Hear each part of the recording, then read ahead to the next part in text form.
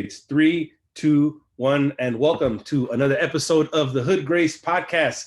It's your boy, Reverend Rudy Rubio of the Reformed Church LA in the city of Lynwood, here interviewing my friend. This is gonna be this is a first. So you're my first guest ever in the year and a half that I've been doing this. This is not just an author, but a published author, because I guess a lot of people can say they're authors, but none of their works have been published, right? I hope so. I hope people can say they're authors, but I do happen to be published. But a published author. His name is Ryan Gattis. I've only been aware of his existence and his work just about weeks ago. Yeah, because before I didn't know who you were, you know. But Sure. Thankful to our mayor here in the city of Lynwood, Maricela Santana. I think a couple of weeks ago I posted something like, man, I've been so busy lately on the grind. I haven't even recorded a podcast episode. Who should I record? And she said, you should record Ryan Gattis. And I was like, oh, okay, who's Ryan Gattis? just like you were probably like, who the heck's Pastor Rudy Rubio? You know what I mean? A little bit, but I was too polite to say that, you know. Yeah. Well, I keep it real. But hey, look, for those people watching or the people that will be listening later, tell us who is Ryan Gattis? Oh, wow. Wow. Okay. That's not a loaded question. That's for you to expose. Goodness gracious. It feels loaded. You know, I'm a published author, apparently. Uh-huh. Yeah, not you know, once, not once, but how many times? 5. Yeah. We'll go with that. All right, cool. There's books over here. I wrote those. Yeah. That's pretty cool. I'll take People that. pay you money for them. Well, ideally, yes. That's hopefully how that works. Yeah. You know, I grew up in a military family. I was born on an Air Force base out in Illinois, and my dad was Air Force. My grandpa was Air Force, and within about a year of my being born, my dad resigned his commission. He moved the whole family to Colorado Springs, Colorado, where the Air Force Academy is, and basically told my brother and I, you know, that's where you're going. That's your lot in life. That's what Gattises do. That's how it's going to be. And I was actually on that path. You know, I was doing everything I could to get into the Air Force Academy, which, you know, the academies, if you're not familiar, they're extremely difficult to get into. They're not unlike Ivy League, but then on top of that, they have athletics. They have all kinds of other things that are necessary in order to qualify, including physical tests. Yeah, they're really prestigious.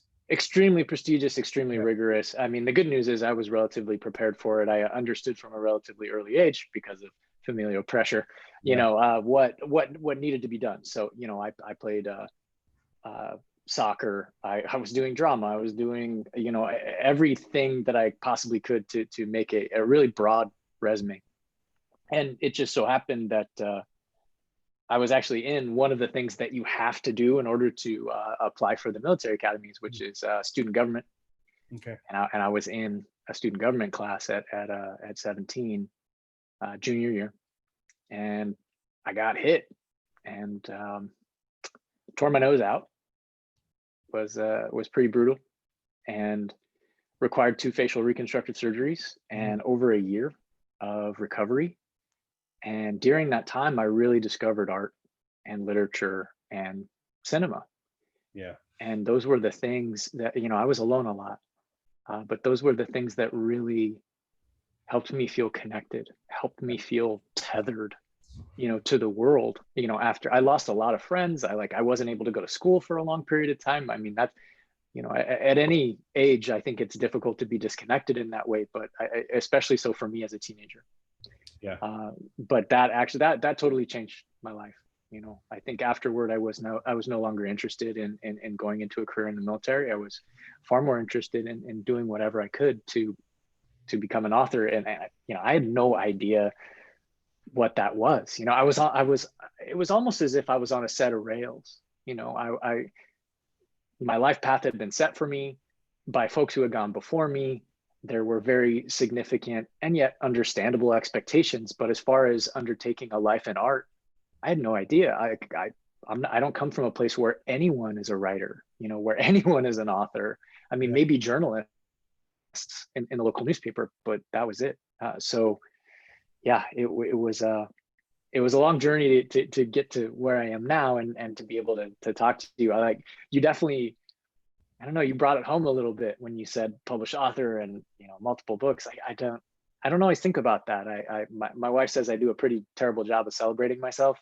And I just want to go to the next thing, right? Like, what's the next thing? Yeah. And keep moving forward, and keep doing whatever I can to accomplish. I think that's a beautiful trait though, Ryan, because it demonstrates humility. You know what I'm saying?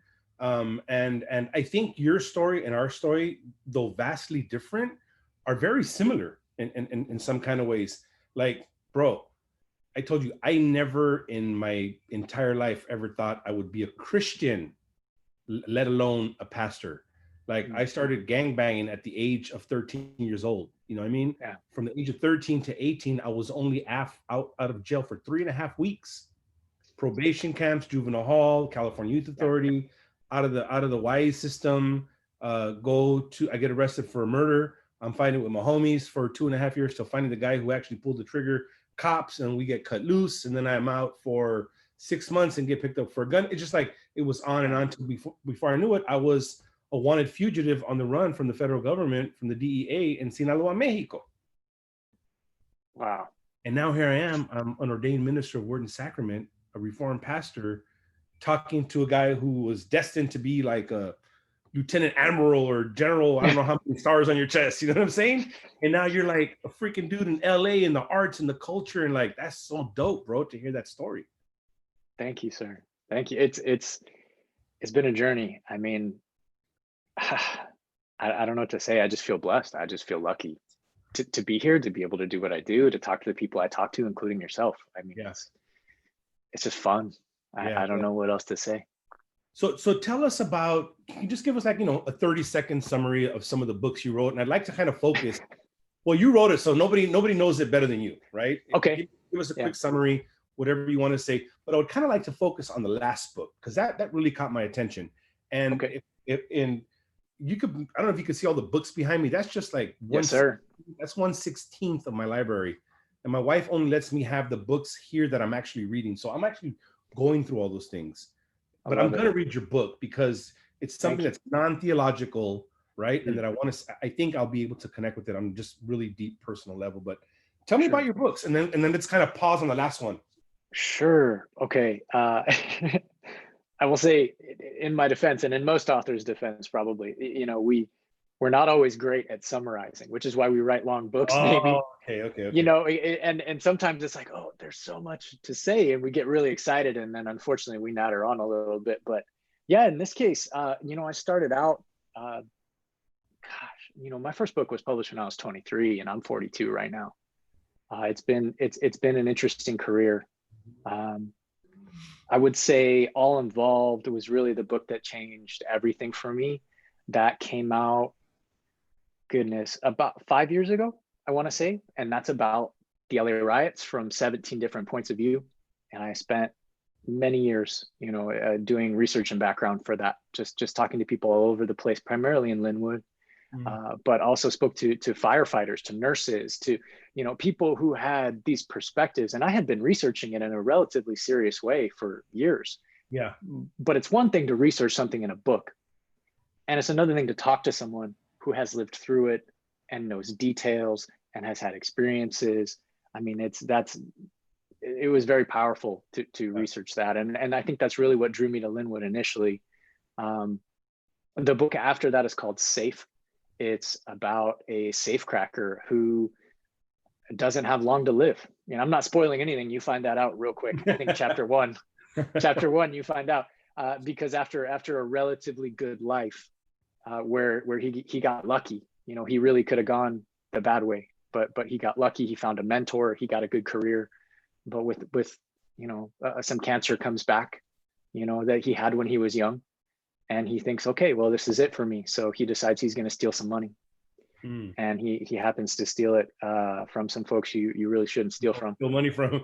Yeah, because that makes it more interesting. What's that? And live to tell about it. Yeah. Oh, that's that. You just have to read to find out.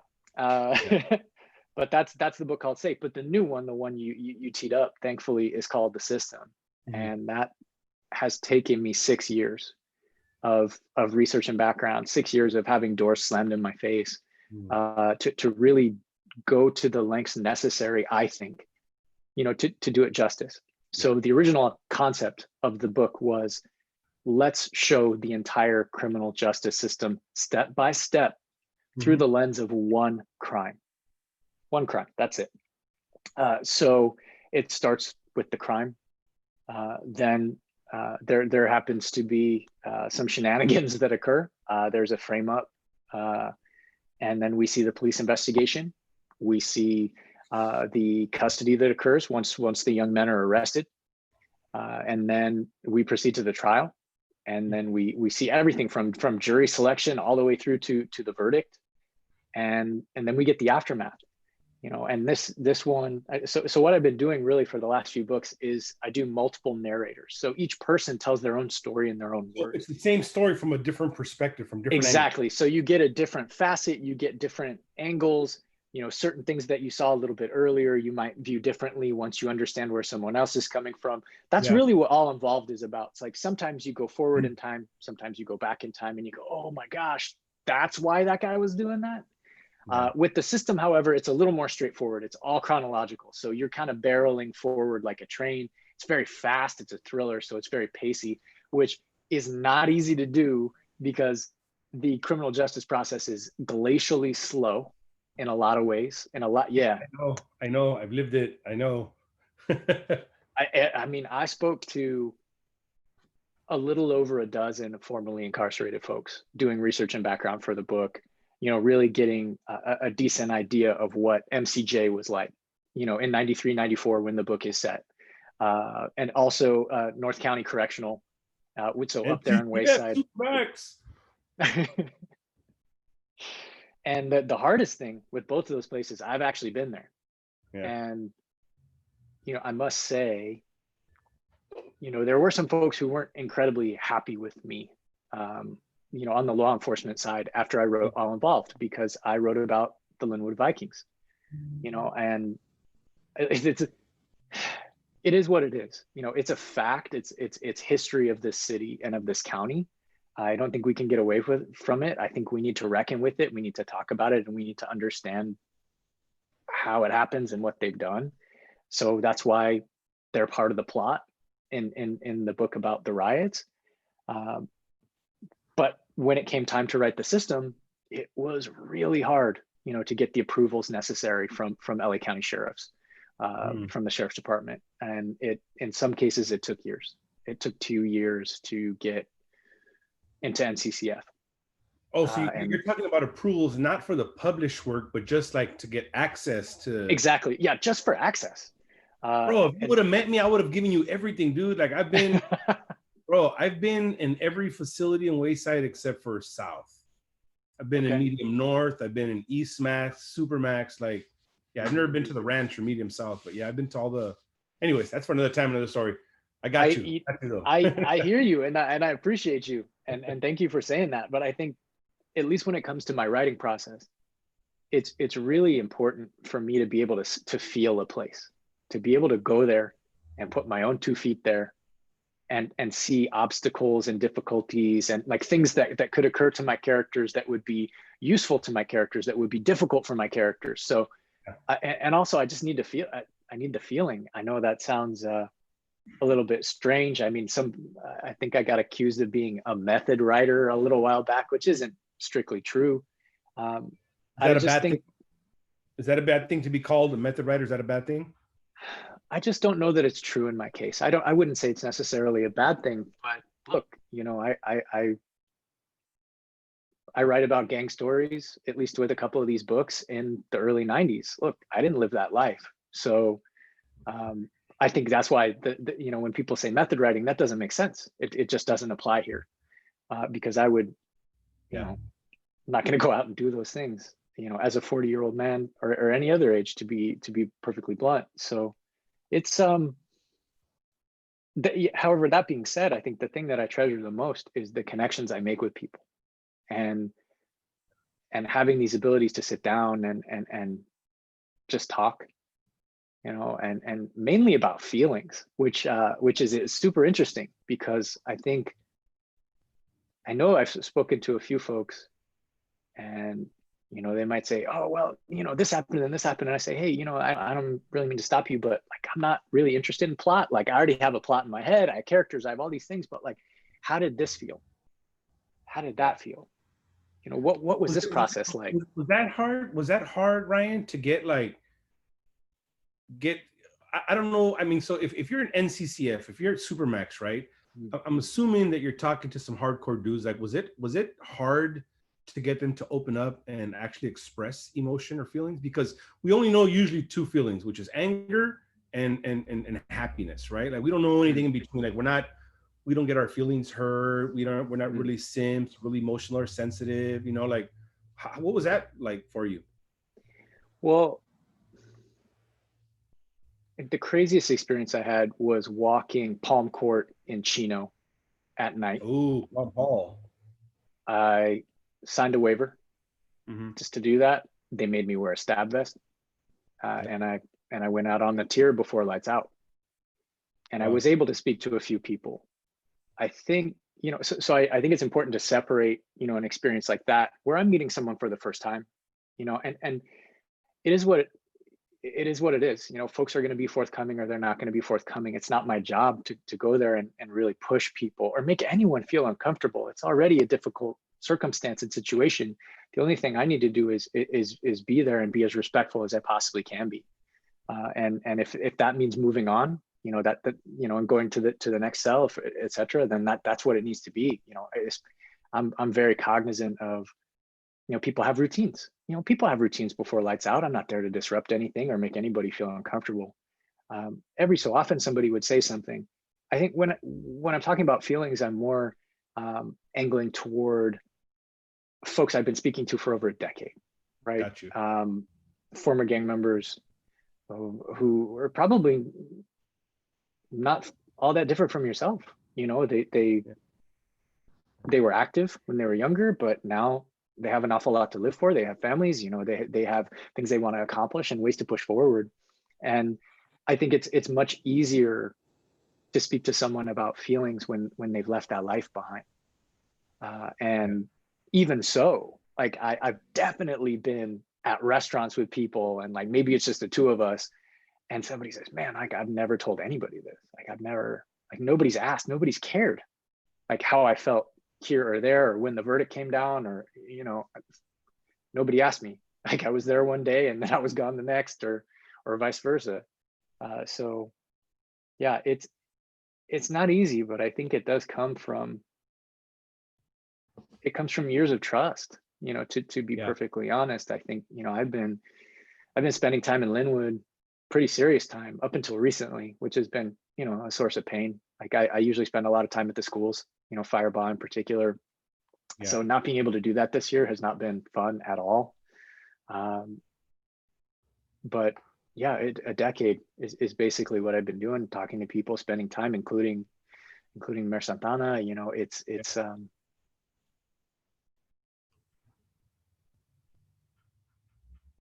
yeah, it's been amazing. Really quick, I want to give a shout out to my friend Stacy Sagawa Knapp. I think she's out in Arizona. Haps Addison, the homie, he does ministry. I think it's called Olive Branch Ministries, out in the desert, to a bunch of just like down and out dudes, ex-bangers, who's on the streets. You know what I mean? He does ministry right, like really hard with like some of the hardest population that the churches wish they could reach.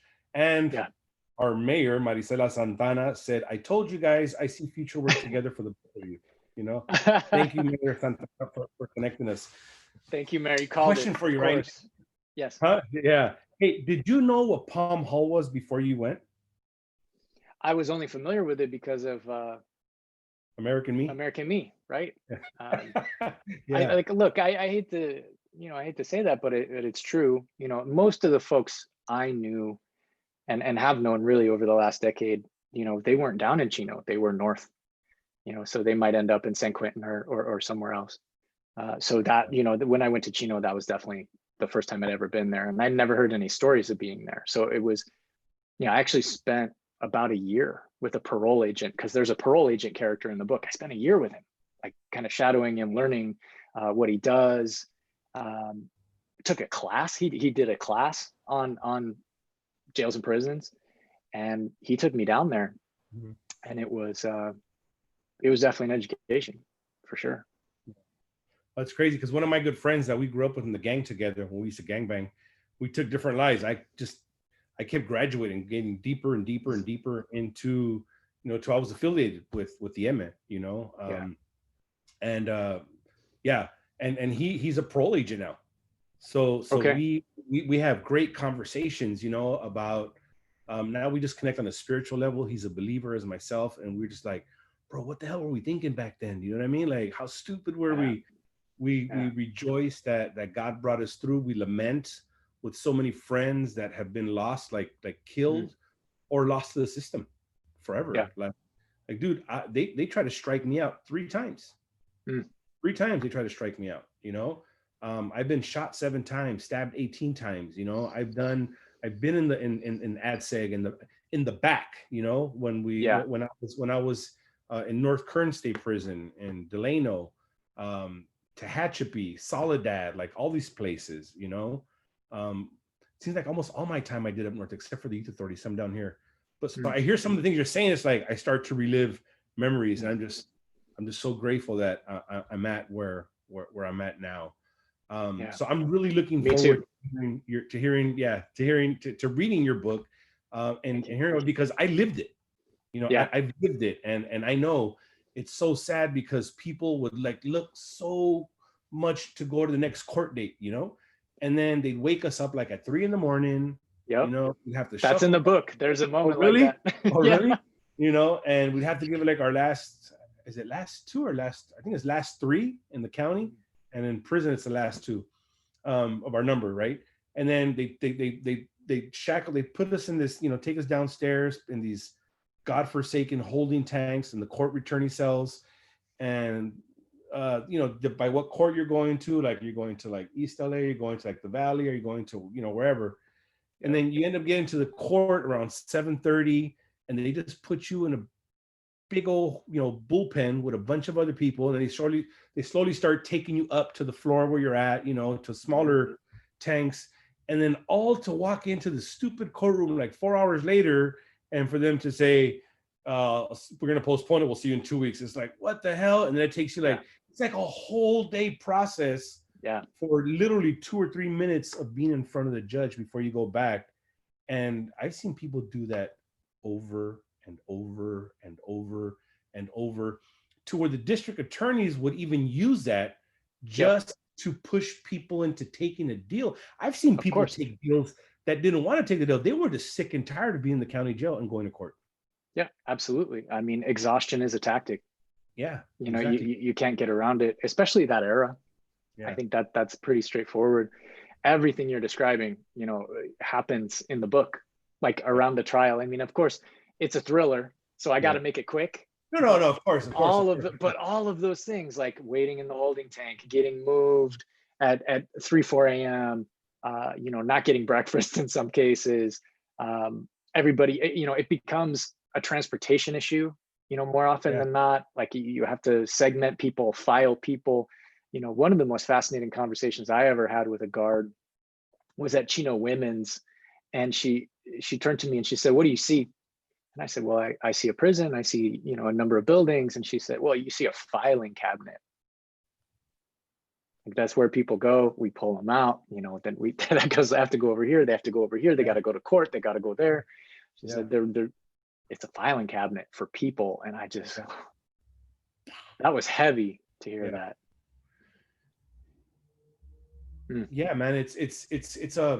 So I remember going to court when I was in there fighting that murder case. We did it for like 20 and a half months.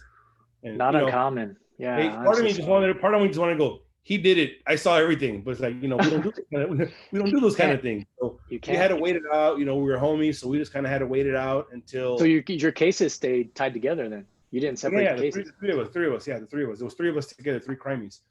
And other cases where they'll separate it, or sometimes where somebody starts snitching on the other guy. Then you have the famous keep away bands. The K2s, K3s, or the K9s when you're in high power. I think I've been all of those 3. And then when you talk about transportation, I'm thinking about how documented rival gang members, or when somebody has paperwork on somebody, how they even have to keep them away in cages Yeah. and all that just for transportation. That's crazy, man. Bringing back all kinds of things to memory. What's one So of the the? central, oh, sorry. No, go ahead. I was just going to say the central court case in the book involves these two young men, and they refuse to separate the cases, and it basically creates the exact scenario that you're talking about. Okay. And it creates all this tension, right? Yeah. Because one guy in particular is actually innocent. Yeah. And the other guy isn't. Yeah. But they don't have a choice. They got to go through it together. Yeah. But see, when I was going through it, it was fun.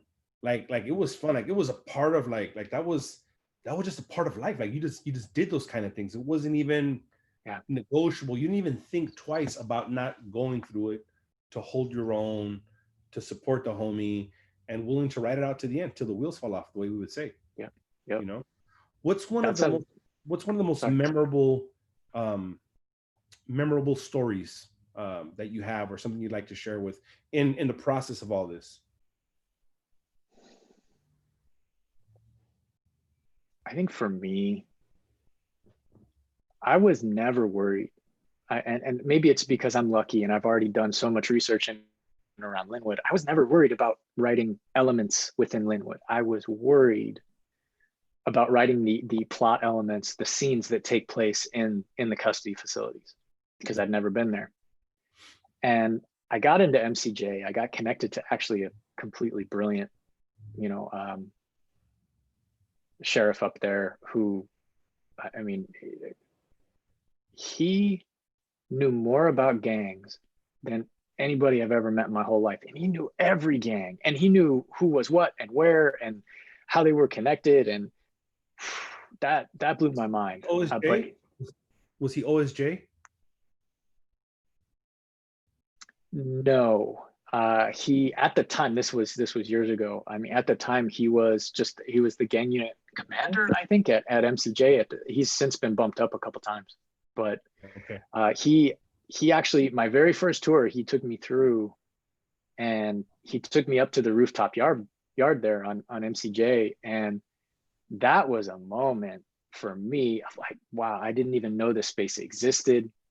Like this yard where the roof is completely open, but there's all this fencing. There are two gun towers, I believe. There are high power cages. There are basketball hoops. It's just this incredible space that I just never would have known. And just to be able to walk around there and envision my characters, doing what needed to be done from a plot point of view, from a character point of view, was absolutely fascinating. So that sticks out.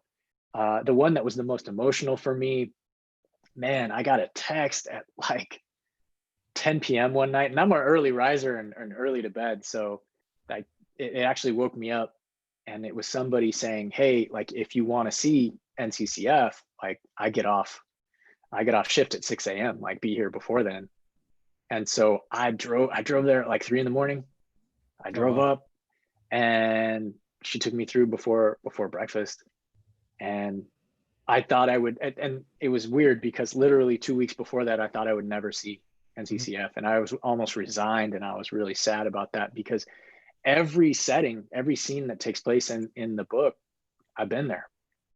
Like I've set my feet there, and I've talked to people who have been there, obviously with more difficult circumstances and heavy things hanging over their heads. So those were two big ones, because I remember, like I left there and it was dawn. So and it's way up there. It's right by Six Flags. I've just had this really heavy experience, and now I'm driving right by Six Flags at dawn, and it's beautiful, but it's weird. Yeah. And I pictured my characters actually on the bus, kind of first thing in the morning, like having to see Six Flags, having to see all that fun and freedom and wonderfulness, and yet be so far away from it. So far away from touching it, being able to experience it with loved ones. And that really hit me. That hit me hard. And in some way that really found it into the book. I know there's one character who has those thoughts and feelings, at one point. Man, you're making me think you're reliving all kinds of emotions and thoughts from back in the days are surfacing. Well, let me jump in. Yeah, go for it. Because I think I'm honored to hear it. So thank you. But this is really why I do the research I do, Reverend Rudy, to be honest with you, because at the end of the day, I'm an outsider. I'm from Colorado. There's so many people who have looked me in the eye and said any number of expletives and, never going to talk to you, get out of here. And that's fair enough. I never push anybody. That's just how I am. But the flip side of that is I have to do the real work, as someone who doesn't understand or, inherently all of these things. I have to go there, right? I have to put my feet there. I have to read up on it. I have to talk to people and understand how things work. What are the structures? What are the layers? What are the systems within the system? And once I know all that, potentially that can create a connection, right? And then I can start touching things off and you were like, oh, I forgot about that. Or, oh, I remember that. Like it gladdens my heart that I'm, touching that off for you, because it's really why I do what I do. I think I need to earn, the right to write about what I write about. Yeah. Amen. For me, back in the days whenever I would come to know, so I was raised, I was gang banging in the Huntington Park area. I don't know if you're familiar with Huntington Park, South I'm Central. very familiar. That whole area, that's where I was raised. The Huntington Park Police Department had a wanted poster of me for like 6-7 years when I was literally on the run in Sinaloa, Mexico, So the only time we come to Lynwood when I was come to gangbang on a couple of gangs out here that we didn't get along with.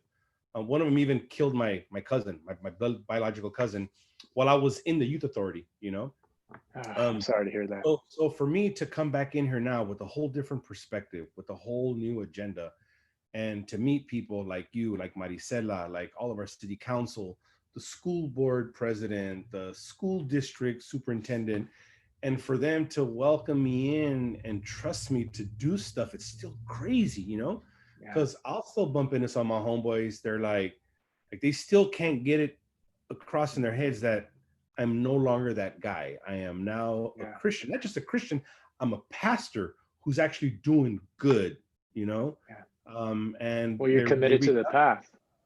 Yeah, I am. There is, but I can see how everything, kind of like you, even though our stories are different, I can kind of see how your story, the trajectory you were on, and there was like a cataclysmic event. There was like a catalyst of something that happened that completely changed and altered the course of where you were heading. Same thing for me. I'm in a completely different destination of where anybody would have thought I'd be at. Yeah. But I know that God had a plan, and everything that I went through has helped me be a much better pastor than others who haven't had the experience, because I know what it's like to be going to court at 3 a.m. I know what it's like to use a stupid roll of toilet paper for a pillow because you're falling asleep. I know what it's like for the sheriff's deputy to just throw a big old plastic trash bag full of choke sandwiches in their peanut butter with no jelly, or that mystery meat and all that stuff, like getting that nasty water from the sink that's gray and it takes about 3 minutes for it to settle and all the bubbles to walk out before you can finally see through what you're drinking, but I don't think I'd do it any other way. If I may, I think having the foundational experiences that you've had give you such a phenomenally broad way to reach people. And I think that's incredibly special. It really, really is. Not, I think we both know it. I mean, me through research, you through living it. We both know not everybody made it out of the 90s for dang sure. So, to be here and be able to just let people know, hey, here's what I've been through, or hey, I understand, even if it's just that. Sometimes that can make a real difference, and that's tremendously important. And I'm just grateful you're doing what you're doing. Well, look, because you're in arts and I'm not an artist. Like, I like poetry. I'll write poems. My ghetto sanctified version. Then you are an artist. Whoa. Let me stop you. You're an artist. Come on now. Own it. Own the title. Yeah. But we I think I when we had our brief conversation before, I told you about the Compton Initiative and how we would go out and help paint schools, and the hashtag there is like just do good. And I didn't want to have to reinvent the wheel, so we started doing it here in Lynwood. But I would love to connect you once this stupid bug is out of the way, under control, to help get you involved with some of this stuff. Because I think I was trolling you or just trying to find out who you were and looking through your stuff. And I seen some stuff with you about like street artists, or your story about the graffiti artists, And it'd be dope to see how we can collaborate and help bring Oh something man. else to Lynwood, or raise the bar with whatever we're doing. Like I said, the superintendent, the school district, and the city council support our efforts to help connect with the community. I want the people. My biggest goal, Ryan, is to let the people know I have no ulterior motive. I just want to love the heck out of you. I want to point you to my God who changed my life and Mm, show you what he did for me. Let me show you the promises he's given us. And the same thing that I've experienced, let me introduce that to you. You know, mm, let me just teach you, because there's so many people out there that are teaching not what's according to the Bible, that I want to teach people what it says. And then it's on them. You know what I mean? Then it's on them. But I have no hidden agenda. I have no hidden agenda, and I want to do this, this, and this. I remember sitting down with part of the city council when we first got here, and I said, I want to do this. I want to help paint schools, and I want to do this. And they were like, okay, and what do you want in return? I was like, nothing. They're like, you don't want nothing in return? And I'm like, no. And I was like, actually, I do want something in return. And then I got to like, yeah, it was too good to be true. Like, what do you want? And I said, can you just let me pray? Can you just let me pray in the name of Jesus before we start? And they're like, yeah, go for it. Like, knock yourself out. Like, that's all I want. I want these people to know they can trust me. I don't want anything from them other than opportunity to love them, to show them that I want to help them. And that's all I care about, you know? Mhm. So I would love to I'd be able to connect with you and do something like that. We'd absolutely love it. You know, I'm part of a collective called Uglar Works. I mean, we've done murals all over the place. We've done murals all over LA County, city of Los Angeles. We did work in London and Paris a few years ago, like connected to my book release. Yeah, we'd love it. We've been doing some stuff with Fireball and Lynwood High as well, in Lynwood. So yeah, anything we can do, we're down for sure. So let's go. I want to give a shout out real quick to the homie Danny, Daniel Ramos Asia, over in Chicago. To the homie David Alvarez, he's on the East Coast, and to my boy Pastor Jose Hernandez in Watts. That's my boy right there. I got to connect you with him. You're gonna want to meet him. His name is Jose Hernandez. Okay. He started a church in Watts. It's called Hope Central Watts. And think about this: this ex-gang member from Watts goes back into his own neighborhood, after being in corporate America, goes back and he gets a van, goes into all the projects and picks up a bunch of kids, takes them to church, feeds them, nourishes them, and then afterwards feeds them spiritually, rents a house out on 109th between Wilmington and Compton, or is it Compton and Central, to be able to give them a place to wash their clothes, to have Wi-Fi, to do homework, a place that's safe away from gang violence and shootings, so they can just to tutor them, like all this stuff. Then, like, the majority of his church are kids, because that's who needs his help the most. So the people that are willing to be helped, which is these kids. And yeah, man, I love this dude. So shout out to you, Pastor Jose Hernandez, and I'd love to get you and him connected as well, because he's doing an amazing work. Let's do it. Yeah. So I want to be mindful of your time, Ryan. We've been on now going like 40, 45 minutes. Is there anything that you'd like to share with us before we call it a wrap? Or Not off the top of my head, honestly. I'm just kind of in the moment and enjoying it as we're going. This is, believe it or not, this is the first live online event I've ever done. So I'm just trying not to sound like an idiot, so basically. It's the first of both of them. Okay. No, you're doing good. You're doing good, bro. You're doing good. So tell us the name of your book, where we can find it, Sure. and how we can help support with it.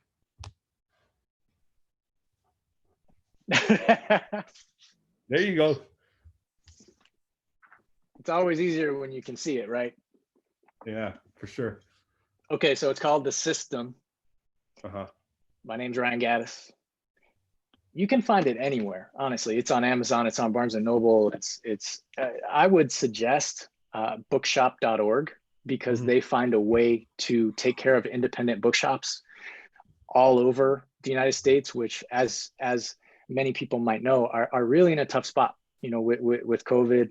They really are beacons for their communities. They connect people with not just stories, but stories that can have positive impact and help change lives. And I have to admit, I don't know if the mayor's still watching, but I would love to have a bookshop in Lynwood again, because I can't tell you how many people I've spoken to who remember when the last bookshop that was in Plaza Mexico, when it closed. And I think there's something about the health of a community that demands the free and important exchange of ideas and stories. So yeah, I mean, so Ryan, that's all I got. Why a bookshop and not a library? That's a great question. Well, I think there are libraries in Lynwood, thankfully, but I think you can also support artists that way. And that's really what it comes down to, like being able to support poets, to have events for authors, for photographers, for musicians. I mean, it's, I don't know. Yeah. And I support that, by the way. I'm not saying no to bookstores and yes to libraries, because like everybody tells me like, well, yes to library. It's not an either or. Yes to both. Yeah. But I mean, and not in the sense where it's the bookstore to do away with the libraries, right? But like I love these thick theological books, bro, that I go through, and it's like it's not the same. It's not the same to have a book on a Kindle or whatever. But when I can sit there and feel the pages and write my notes, and I don't know about you, but I'm a weirdo. I write like stupid little hashtags in my books, like whenever I'm studying something. There you go. See? You can't do that with a library book. Look at mine. Look at mine. And if I show you my Bible, do that though. That gives you the ability to track where your mind was when you first read it, what was occurring to you, what was important to you, and then it gives you the ability to revisit that, to sink that knowledge in deeper. But also, at least for me, and please understand this, coming from Colorado Springs, Colorado, where nobody was an author, and I had no idea how to do this. I had no idea how I lucked into this job, to be honest with you, in a lot of ways. But the one thing I will say that really changed my life is when I stopped looking at books, specifically novels, specifically narrative stories, as completely perfect in every way. And I started looking at them as things that had been put together a certain way. They had mechanics, they had structure, they had grammar. And then when I started picking them apart, it raised my ability to do it myself. And I can't tell you, all my important books, it's almost like a timeline of how I learned to do what I do. Because now I write in them. I don't treat them as utterly sacred. I treat them as something that I can pick apart and learn how to do. And I think that's a pretty special thing. And then you can keep it and have it. So that's my 2 cents. Yeah. Fun fact about me, about the Right Reverend, right? Well, we were like stupid Corona, but about 2 weeks ago, my kids were just kind of like, when things were starting to hunker down again, my kids were starting to feel heavy and emotional and having to like relive or prepare themselves to relive what we lived like in March or April, you know what I mean, when everything got shut down. So like, Dad, can we get like the package of like the Harry Potter movies, like all 126 of them or however many of them there are? There are that many. That's a fact. and they were like, Dad, watch the movie. I said, I already read the book. And they were like, what? I go, I read the book. I'm like, what do you mean? They didn't know about the books? So I had told them before, but we weren't into Harry Potter back then. So I have 2 kids at home still. One's 18 and one's 15. And I was telling them how I read those books in prison. I read them in the hole, in administrative segregation, because I was a bad inmate. I was a bad citizen, so they locked me up. And then I was a bad inmate, so they had to like really lock me up within lockup. But I would go through a book a day. Yeah. Right? Like a day, because I had no TV, no radio, like no nothing. So you had your brain. All I would do was just read. And I had a book. Okay, so all the Jackie Collins books, all the Sidney Sheldon. Sidney Sheldon was one of my favorite authors. Oh, Sidney Sheldon. I've talked to so many people, former gang members, who have so much love for Sidney Sheldon. In fact, one of my favorite people, like it for her, it changed everything. You know, she saw herself, I think, in a way that she had never had the opportunity to see. So that was, man, I'm so glad to hear that. Reading almost universally, the folks I've spoken to, who really were able to progress and leave that life behind, like reading was huge for them, especially in incarceration. It changed a lot of things. It gets you Magic. through your stories, narratives. Yeah. I remember Sidney Sheldon's book, like The Naked Face, Master of the Game, Bloodline, like all those, they were like mind blowing. I was 14, 15 years old reading these stupid books. You know what I mean? So, yeah. But hey, not Ryan, stupid. Huh? Not stupid books. Because not the book was stupid. I'm just saying that's just a word I use too much. I shouldn't be using it out of context. Thanks for correcting me. I appreciate it. I had to stick up for the books. Come on. Yeah. No, it's just, nobody knows or nobody would really understand or even think that there is so much reading that goes on in prison. Like it's an escape. It literally transports you from the SHU program, administrative segregation, into another world as you're reading it. Like I would just sit there and just read like for days on end. There would be a riot going around me, stuff happening, people getting beat up or stabbed, and I'd just be like all in my book, because you literally get transported and you're not there. And I would say it's an escape, absolutely, but it's also a connection. And that's what I discovered, when I was reading, like through my pain and recuperation. And I will also say this, let's go one step further. There's not just a ton of reading that goes on in jails and prison. There's also a ton of untapped talent, of folks who don't know what they could be great at, just incredible ingenuity, incredible intelligence, fierce intelligence, to be honest with you. And right now, with my English publisher, we're running a nationwide prison program in the UK right now to celebrate the system coming out. Where we're going to be doing a short story competition for prisoners, my editor and I, and we're really hoping to find, some folks who really need, an opportunity, and really do something cool with it, even in another country, Bro, I have seen some of the greatest minds, like borderline genius, if not genius, in jail. To see somebody teach me how to start fire from toilet paper and pencil heads, it's like, you gotta be kidding me. You know what I mean? When I tell people that, they're like, what? How do you start? So you get one pencil lead, you get another pencil lead, you wrap it in toilet paper, you stick one in each socket, then you strike the other one, you put the other toilet paper there, and they're like, how does that even work? Like, you see some of the greatest stuff. Making a tattoo machine from a guitar string and a CD player motor, making the ink from burning a chess piece, the Sutton baby oil, like all these things, making orange chicken out of pork skins and jelly packs and like all these other crazy things, I would be interested to see what you get from there, man.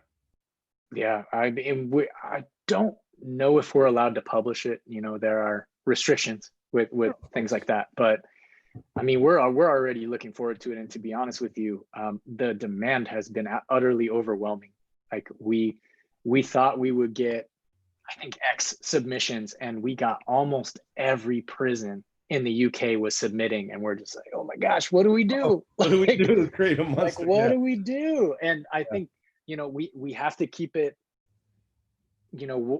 where we thought our bandwidth was. We have to keep it that way for this year. But who knows? Maybe there will be an opportunity to expand it and make it an annual program next year and moving forward, especially when we see the quality of the work that's coming in. But I have no doubt. I have zero doubts. Like, I've just met so many incredible people, through the years that have not just been ingenious and genius, but in many cases just needed an opportunity to refocus and direct a new way. Amen. Well, hey, Ryan, I thank you so much for your time, man. I'm really grateful. I look forward to connecting with you in person. Absolutely. Once the stupid bug is under control, Yes, you can. Yeah. I'll allow it. Yeah. Hey, Lord bless you, Ryan. I'm really looking forward to hearing the book and connecting with you when this is all over, to see how we can take our gifts and bring them together for the sake of blessing the city that I have committed my life to help bless, serve, and honor my faith in Christ with all that I got and all that He's given me. That makes me so happy, and I would love to be part of that. I'd love to keep the conversation ongoing. And hey, thanks for having me today. I really appreciate it. Appreciate you. Before I hang up and end this, guys, make sure you look up Ryan Gattis, look up his books, and make sure to grab The System. Right? Yes. And Yes. leave a good review. That's huge. I mean, positive reviews do get people to buy books, so that would be enormous. Thank you. Negative reviews welcome, but private message him that, all the good ones publicly. Right? For sure. That's how that works. Like, I'm not afraid of criticism, but like, please don't put that up there for everybody. For sure. Well, hey Ryan, thank you so much for your time, man. May God bless you. My sincere thanks to your wife for sharing you this afternoon. And give us a chance to connect. Well, she's working, so we're good. I want to make sure I'm thankful. Yeah. All right. Appreciate God bless you, brother. Nice Take talking care, to you. man.